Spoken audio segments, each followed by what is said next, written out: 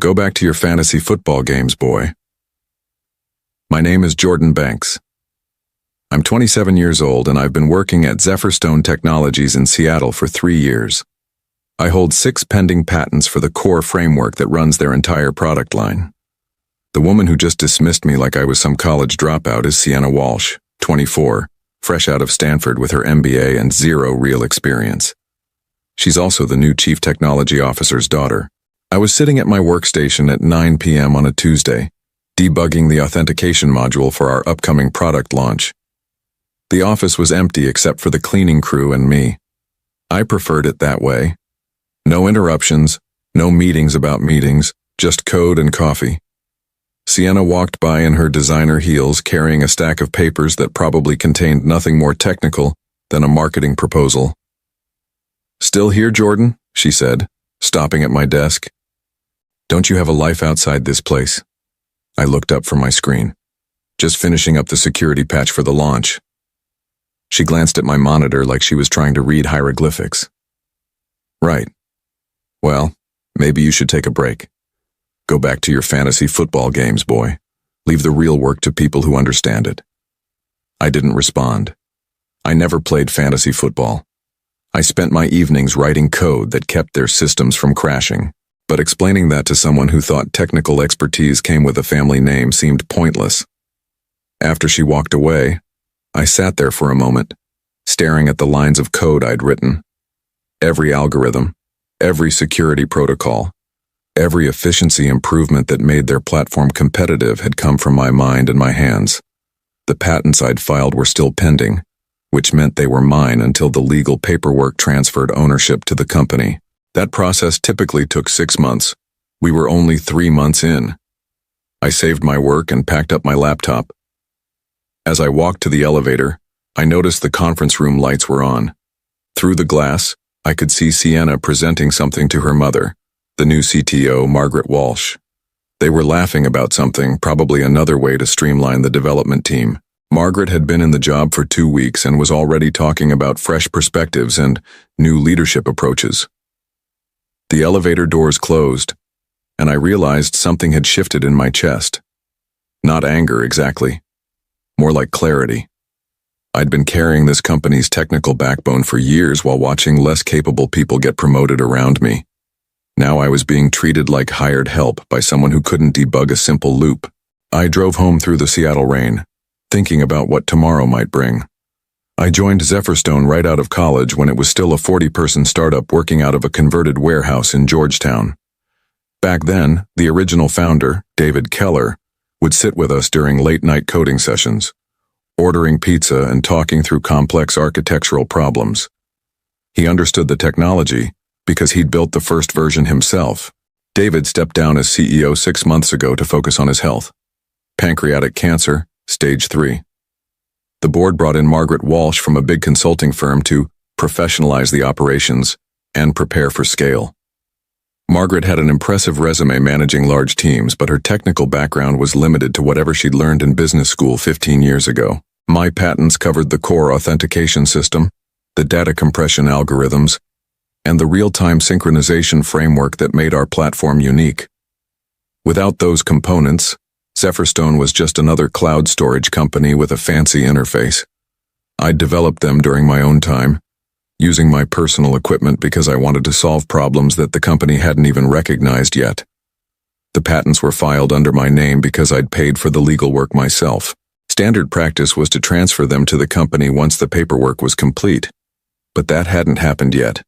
My lawyer had advised me to wait until after the next performance review cycle to ensure I got proper recognition and compensation for the intellectual property. Sienna had joined the company 2 months ago as a strategic intern, reporting directly to her mother. She had no official technical role, but she'd been sitting in on engineering meetings and offering suggestions about resource allocation and timeline management. Last week, she'd suggested that the development team was overstaffed and that we could probably deliver the same results with fewer people. I'd been watching the dynamic between mother and daughter carefully. Margaret would ask Sienna's opinion on technical decisions that she should have been discussing with the engineering leads. Sienna would nod thoughtfully and offer management speak responses about efficiency and agile methodologies. Neither of them ever asked me about the technical feasibility of their ideas. The warning signs had been there for weeks. My name had been removed from the internal technical documentation without explanation. Meeting invites that used to include me automatically were now going to senior staff only. When I asked about it, Margaret's assistant told me it was just a scheduling oversight. Yesterday, I'd overheard a conversation between Margaret and the head of human resources about restructuring the technical team to better align with company goals. They hadn't noticed me in the break room, and I hadn't made my presence known. Now, after Sienna's comment about fantasy football, the picture was becoming clear. They were planning to push me out, probably after the launch when my work was complete, but before my patents transferred to the company. I pulled into my apartment parking garage and sat in my car for a few minutes, listening to the rain on the roof. The next morning, I arrived at the office early and found an email waiting for me. The subject line read, "Team restructuring. Please review." It was from Margaret, sent at 11:47 p.m. the night before.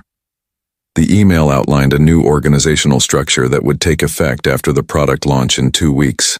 My role was being transitioned to a more junior position focused on maintenance and support rather than core development. My salary would remain the same, but I'd be reporting to a new hire who had been brought in to lead the technical vision going forward. The new hire was someone I'd never heard of. According to his LinkedIn profile, which I looked up immediately, he had a computer science degree from a decent school and 5 years of experience at companies I recognized. Nothing impressive, but nothing obviously wrong either. What bothered me was that they'd made this decision without consulting me or even informing me until after the hiring was complete. I sat back in my chair and thought about what this meant. They were keeping me around long enough to ensure the launch went smoothly, then sidelining me before I could become a threat to their new management structure. My patents would transfer to the company in 3 months, giving them permanent ownership of the technology I'd created. After that, I'd be expendable. The office started filling up around 9 a.m. I watched people settle into their routines, checking emails and grabbing coffee. None of them knew what was coming. Most of them probably wouldn't care. They had their own careers to worry about. At 10:30 a.m., Sienna walked past my desk carrying a tablet and looking important. She was wearing a different designer outfit and had her hair pulled back in a way that made her look older than her 24 years. She glanced at my screen where I had the reorganization email open and smiled. "Morning, Jordan. Ready for another exciting day of development work?" I looked at her for a moment, then at the email, then back at her. Something clicked into place in my mind. This wasn't just about management restructuring or efficiency improvements. This was about removing me specifically, probably because I knew too much about how the technology actually worked. I closed the email and opened my file management system. My patents were stored in a secure folder on my personal cloud account, not on the company servers. The code I'd written was integrated into their platform, but the underlying frameworks were still documented in my private repositories. I started making a list of everything that belonged to me versus everything that belonged to the company. The list was longer than I'd expected. At noon, I packed up my personal laptop and walked out to my car. I didn't tell anyone where I was going. I just needed to think clearly about what came next. I drove to a coffee shop near the waterfront and spent the afternoon making phone calls to my lawyer. I returned to the office the next day with a plan. I'd spoken with my lawyer, Thomas Garrett, for 2 hours the previous evening. He'd reviewed my employment contract and confirmed what I already suspected. My patents were still my property until the transfer paperwork was complete. More importantly, any code I'd written using those patented processes belonged to me until the intellectual property formally changed hands. I decided to confront Margaret directly. Professional, straightforward, no accusations. I wanted to give her a chance to explain the reorganization and see if there was room for negotiation. I knocked on her office door at 2 p.m. She was on a conference call, but she motioned for me to sit down. Through the glass wall, I could see Sienna in the adjacent conference room, presenting something to a group of people I didn't recognize. Probably more consultants brought in to evaluate our operations. Margaret finished her call and turned to me with a smile that didn't reach her eyes. "Jordan, thanks for coming by. I assume you've had a chance to review the restructuring proposal? I have. I wanted to discuss my role going forward and make sure we're aligned on expectations. She leaned back in her chair. Of course. I know change can be difficult, but I think you'll find that the new structure gives you more opportunities to focus on what you do best. Which is what exactly? Maintenance, optimization, supporting the development team. The kinds of technical tasks that require deep knowledge of our existing systems. I kept my voice level. Margaret, I designed those existing systems. The authentication framework, the compression algorithms, the synchronization protocols. Those are my patents. Her expression shifted slightly. Well, yes, you've certainly made important contributions. But as you know, all intellectual property developed during your employment belongs to the company. That's standard in our industry. The patents haven't transferred yet. According to my employment contract, that doesn't happen until the legal review is complete. She picked up a folder from her desk and flipped through it. Actually, I've been meaning to discuss that with you. Our legal team has identified some concerns about the patent filings. There are questions about whether the work was done using company time and resources. I felt my stomach drop. I filed those patents using my own equipment, on my own time. I have documentation to prove it. I'm sure you do, but perception can be tricky in these situations. The board is concerned about potential liability issues if we move forward with the transfer as originally planned. This was a trap. They were going to claim that my patents belonged to the company regardless of the legal documentation, then tie me up in litigation that I couldn't afford to fight. Even if I eventually won, the legal costs would bankrupt me and the product launch would be long over. What are you proposing? We'd like you to stay in your current role through the launch, help train the new technical lead, and then we can discuss a transition timeline that works for everyone. I stood up. I need some time to think about this. Of course. But Jordan, I hope you understand that this is really the best outcome for everyone involved.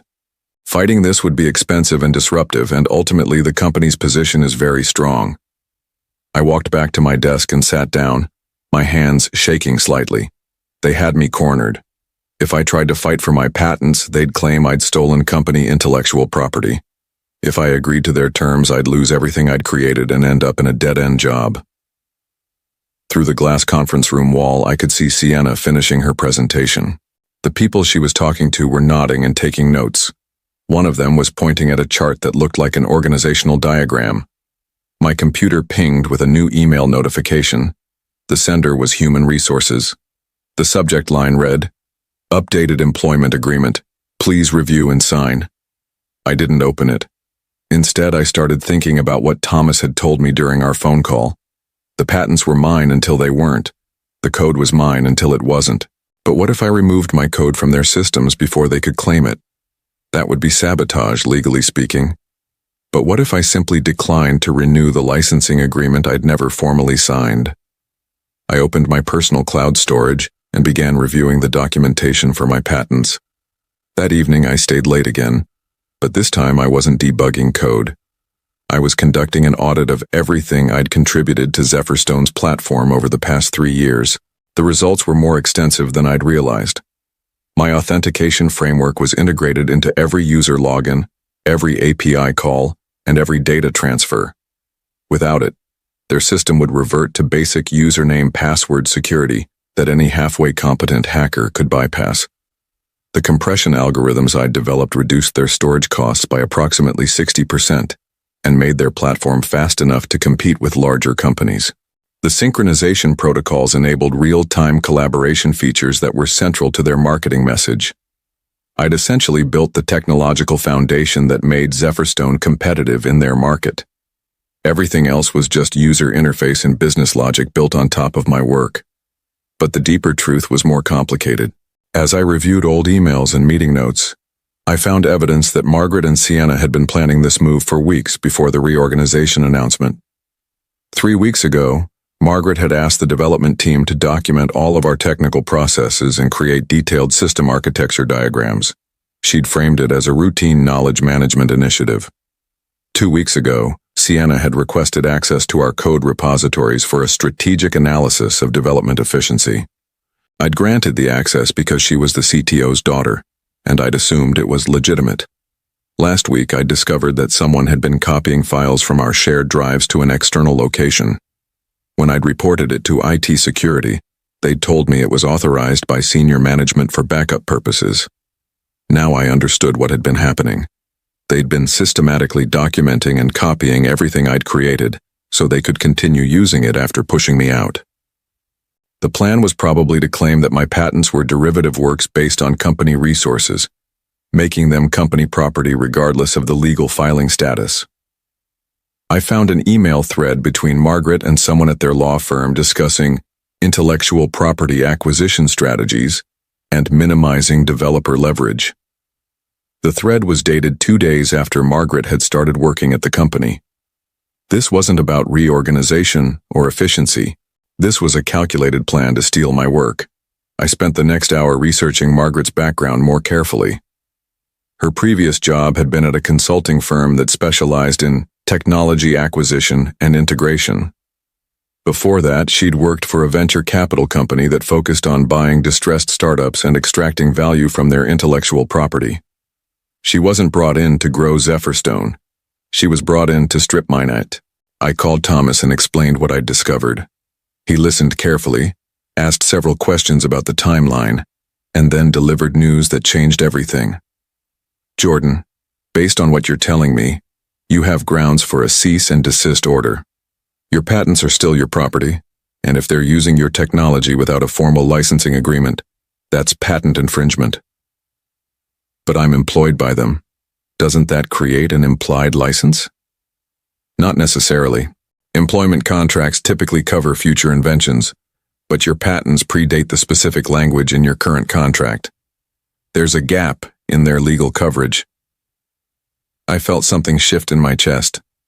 Not anger this time, but clarity mixed with a cold determination. What would happen if I revoked their access to my technology? Legally, you have that right.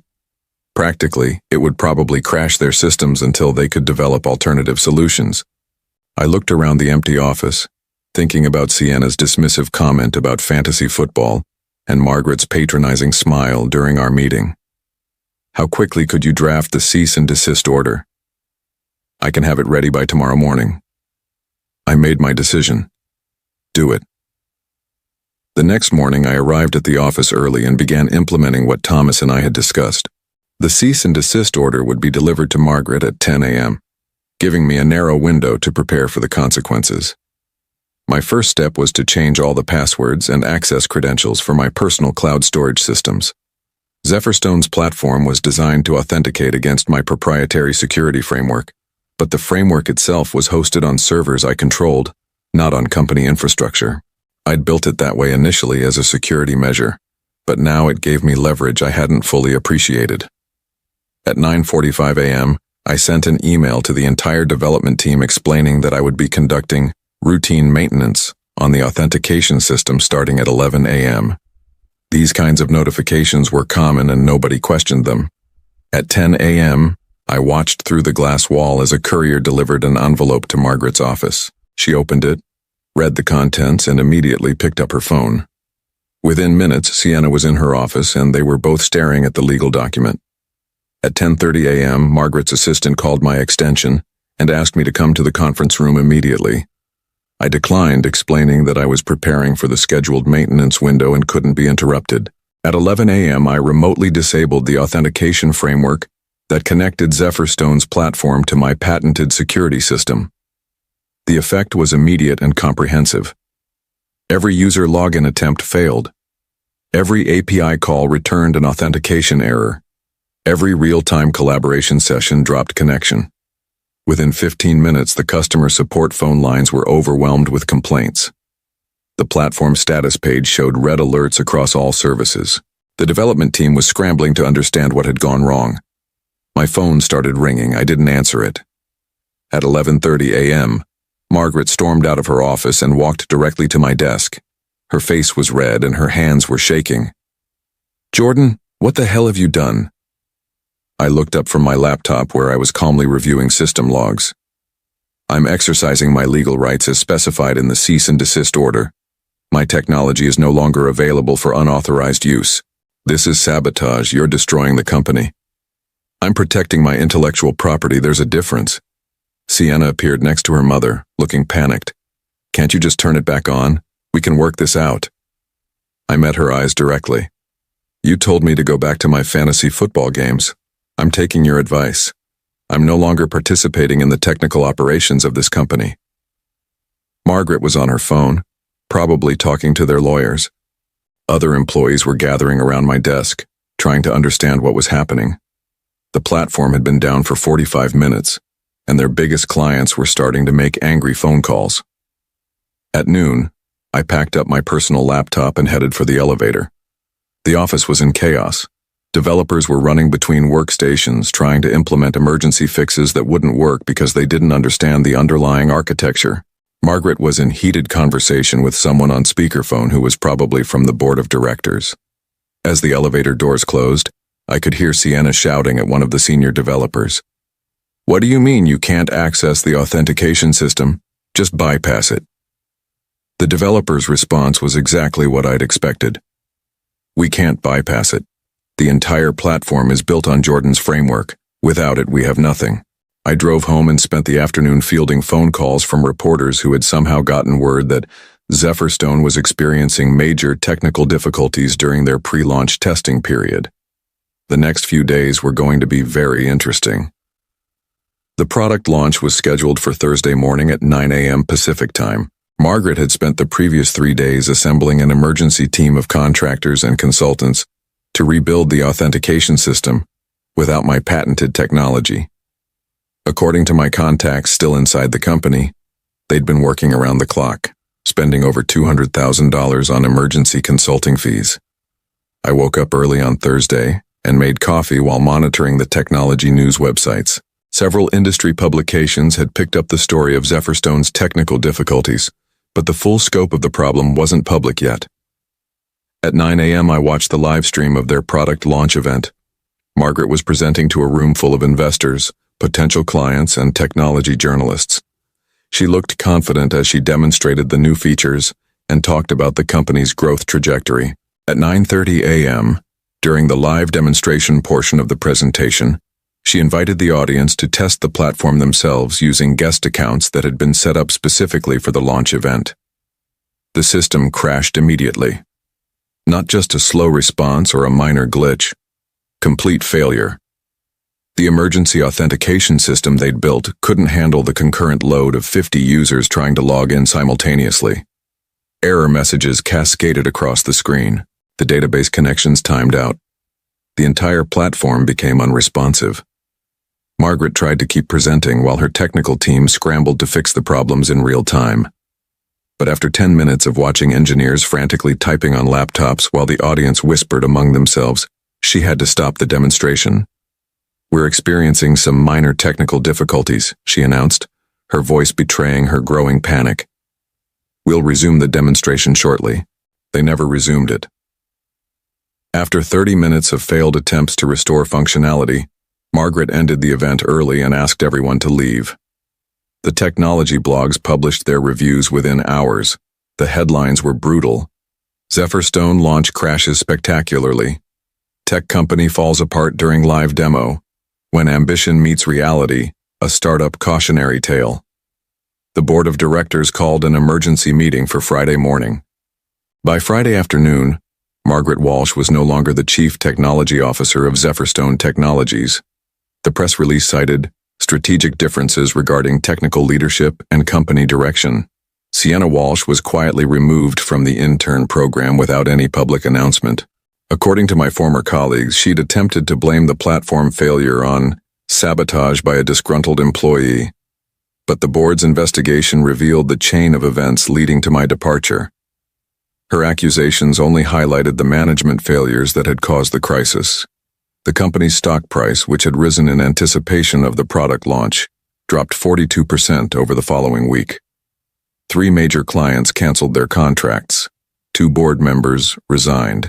Meanwhile, I was fielding phone calls from venture capital firms and technology companies who wanted to license my patents. By the end of the month, I'd signed licensing agreements with 3 of Zephyrstone's competitors and founded my own startup with $12 million in Series A funding. The new company, which I named Iron Vault Security, specialized in enterprise authentication solutions. Our first major client was a financial services firm that had been burned by unreliable security platforms in the past. Our second client was a healthcare company that needed compliance-grade authentication for patient data systems. 6 months later, Zephyrstone was acquired by a larger company for a fraction of their previous valuation. The acquiring company's first move was to completely rebuild the platform using industry-standard security frameworks, effectively discarding everything that Margaret and Sienna had tried to preserve. Margaret Walsh returned to consulting work, though her reputation in the technology sector had been significantly damaged. Sienna Walsh left the tech industry entirely and took a marketing job at a retail company in Portland. Neither of them ever acknowledged their role in the company's collapse, but the technology community has a long memory for failed leadership. When reporters asked me why I'd left Zephyrstone so abruptly, I kept my answer simple. Sometimes walking away is the best way to protect what you've built. The real lesson was quieter but more important. Respect and competence can't be faked, and dismissing someone because of their age or background is a mistake that compounds quickly in an industry built on knowledge and innovation.